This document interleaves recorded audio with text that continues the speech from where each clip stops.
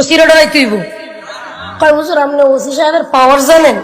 আরে OC DC SP সবার পাওয়ার জানি, কিন্তু কইলাম না ওসিও মানি এসপিও মানি ডিসিও মানি সবই মানি, কিন্তু যখন দেখি না ইসলামের বিরুদ্ধে কেউ যাচ্ছে তখন আমাদের ডিকশনারিতে কোনো ওসি ডিসি এসপি ডিআইজি আইজিপির কোনো স্থান নেই, কোনো স্থান নাই, কারো চিনি না। আপনিও আল্লাহর একটা মাখলুক বান্দা, আমিও আল্লাহর একটা বান্দা, আপনাকে জবাব দিতে হবে, আমাকেও জবাব দিতে হবে। তাইলে আপনার কথা মানতে গিয়া যদি আল্লাহর আদালতে আমি ধরা খাওয়া যায়, বেড়া আপনি শুনাইবেন নি?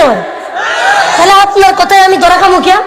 আপনার কথা মানলাম না, জেলে নেন না, রিমান্ডে নেন, ফাঁসিতে দিবেন, দেন। এত মানি না, এত ভয় পাই না।